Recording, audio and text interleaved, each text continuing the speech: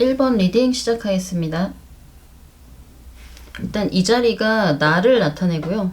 이 자리는 상대방을 나타냅니다. 이 주제에서 볼 때 오히려 이별에 관해서는 내가 이별을 좀 더 원하는 입장이 되시는 흐름인데 상대가 그걸 받아들이지 못할 것 같아요.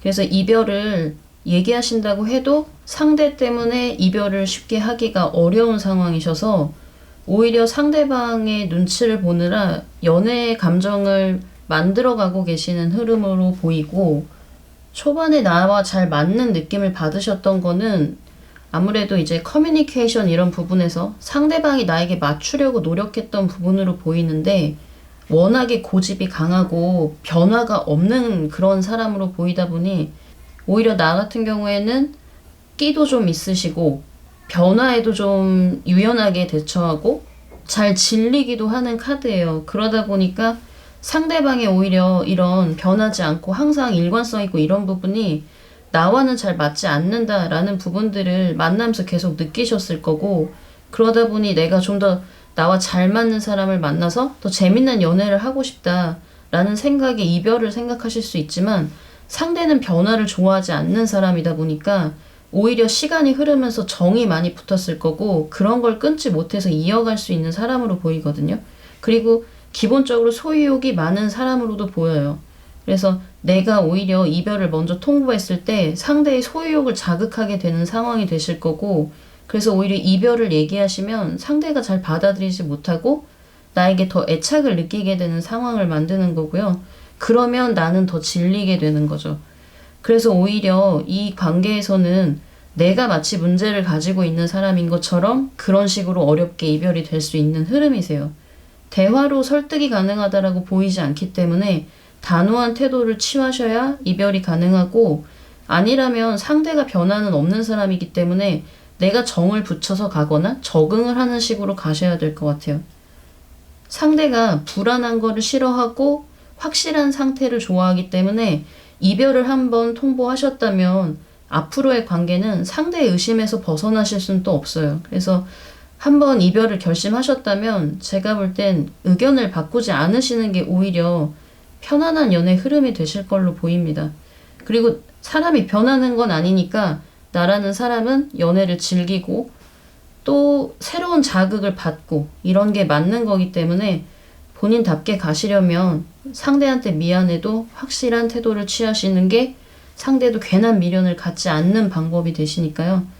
그런 선택을 하시는 게 맞을 것으로 보입니다. 네, 1번 리딩 마치겠습니다. 2번 리딩 시작하겠습니다. 이별을 고민하시는 부분이 다소 변덕적이세요. 그래서 상대방 자체가 이별을 통보하셔도 그거를 곧이곧대로 믿지 않을 것 같아요. 이게 이별을 하시게 돼도 다시 만남이 있으셨다거나 아니면 어떤 상황에서 이별을 잘 얘기하신다거나 이럴 것 같거든요. 그러다 보니까 상대방도 그냥 상황만 잘 모면하면 화가 풀리거나 이렇게 이런 긴장감이 풀리면 다시 또 예전으로 돌아가겠지, 이렇게 인식을 할 것 같고, 상대방 자체도 어떻게 보자면 이제 감정 소모 같은 거를 그렇게 좋아하는 타입이 아니다 보니까 이런 상황만 벗어나자 이런 생각을 할 수 있는 분이라서 이별에 대한 얘기 자체가 평소에도 가볍게 나오셨다면 이런 부분이 약간 현실감이 없다고 해야 되나? 그래서 이어지지 않는 부분이 있어요. 이별을 충동적으로 선택하신 게 아닌지에 대해서 좀 생각을 해야 될 것 같고요. 이별이라는 것들을 좀 더 시간을 가지고 고려해서 그때 기분으로 얘기하지 마시고, 이 사람에 대한 미련이라든지 이 사람이 없을 때 상황에 대해서 좀 생각을 미리 해보신 다음에 통보를 하는 게 좋을 것으로 보여요. 상대방 카드는 굳이 감정적인 소모가 없다면 이별을 먼저 생각하는 사람은 아니거든요. 그래서 2번 카드를 선택하신 분들은 내가 이별 자체를 지금 확실히 원하는지에 대한 시간을 갖고, 그리고 나서 충분히 고려하시고 얘기하셔도 그래야 오히려 후회가 없을 것으로 보입니다. 상대방은 친구처럼 지내면서 소모가 없다면 언제까지고 그냥 계속 갈 수 있는 사람이기도 해요. 크게 변심도 하지 않는 타입이고, 연애라는 것 자체도 친구처럼 지내는 거를 선호하는 사람이기 때문에 오히려 갈등이 없으면 그냥 좋은 친구처럼 계속 갈 수 있는 사람인 거죠.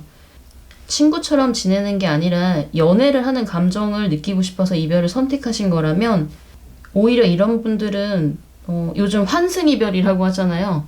그런 것들을 차라리 하시는 게 좀 더 본인이 상대를 자꾸 헷갈리게 하지 않고 이별로 가는 방법일 수도 있어요. 상대한테 그런 상처를 주고 헤어지고 싶지 않으시다면 변덕이 아닐지 이런 걸 좀 한번 생각해 보시고 이별을 좀 매너 있게 신중히 선택하시면 좋을 것 같습니다. 이번 리딩 마치겠습니다. 3번 리딩 시작하겠습니다. 지금 이별을 고민하고 계시다면 이거는 좀 오래된 고민일 수 있을 거라고 보이는데요. 상대방의 상태 자체가 폭언을 한다든지 상대를 너무 쉽게 얘기한다든지 기억에 남는 얘기들을 좀 한다든지 아니면 자기 감정이 상했을 때 상대를 전혀 배려하지 않고 심하게 말할 수 있는 이제 그런 성향이 있어 보이는데 아무래도 이런 사람하고 계속 연애를 하시다 보면 이게 길들여지실 수도 있고 벗어나기 어려운 부분도 있고 아무래도 분위기 자체를 험악하게 만들 때 그런 거에 좀 말려서 이별이 오히려 좀 두려워지실 수도 있고 이럴 거라고 보이는데 이런 사람일수록 좀 더 편안하게 이별하실 수 있도록 하는 게 중요한 것 같아요. 이런 분들은 원래가 자기중심적이기 때문에 내가 하는 말들을 새겨 듣지 않아요. 내가 해준 것들에 대해서 당연하다고 생각하게 되는 부분도 있고 이렇게 됐을 때 또 자기 입장에 대해서만 고수를 좀 하기 때문에 내가 어떤 얘기를 하면 그 사람에게 설득력이 있다기보다는 그냥 징징거리는 식으로 들릴 수도 있는 이제 그런 흐름이에요. 그래서 이별에 대해서 얘기하실 때는 뭔가 나의 입장을 좀 이 사람이 알아봐 준다든지 그동안 내가 사랑을 준 거에 대한 보상 심리를 가지시기보다는 그냥 더 얽히기 전에 이별을 현명하게 선택하시는 게 좋고 이런 분들은 그 사람을 탓하면서 헤어지시는 거는 좋은 방법은 아니세요. 그냥 연애에 대해서 내가 뭐 힘들다든지 맞지 않는다든지 그냥 이런 식으로 나에 대한 핑계를 대고 헤어지시는 게 그래도 더 좋을 거라고 보이고요. 상대가 자존심이 강하기 때문에 이별에 대해서 잘 받아들이지 못하는 부분이 있다면 그런 거는 뭐 약간의 시간을 주면서 헤어지셔도 되긴 하지만 나를 더 힘들게 하지 않게 스스로가 판단을 잘 하시는 게 좋을 거라고 보입니다. 대화 자체가 애초에 통하지 않는 사람이고 나와 다른 사람이라면 이거는 서로에게 점점 더 단점을 많이 보이게 되는 연애가 되니까요. 그렇게 됐을 때 나 자체도 내가 가지고 있는 단점이 이 사람을 통해서 더 강해지기 때문에 어떻게 보자면 길게 보면 내가 다음 연애를 하실 때도 더 좋은 사람이 되기 힘들 수도 있어요.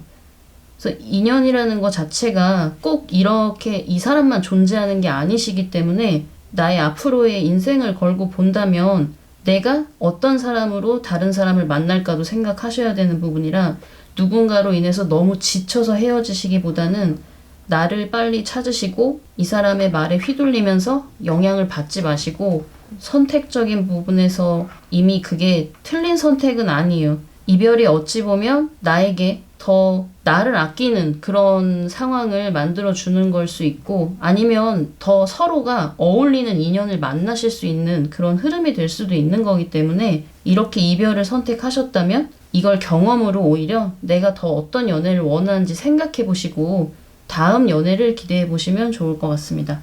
그리고 다음 연애는 오히려 좀 더 안정적이고 내 사람을 만나실 수 있는 운이기도 해요. 그러니까 내가 너무 여유가 없는 상태에서 지쳐서 헤어지지 마시고 새로운 사람을 받아들일 수 있게 혼자의 시간을 먼저 가져보시면 좋을 것 같습니다.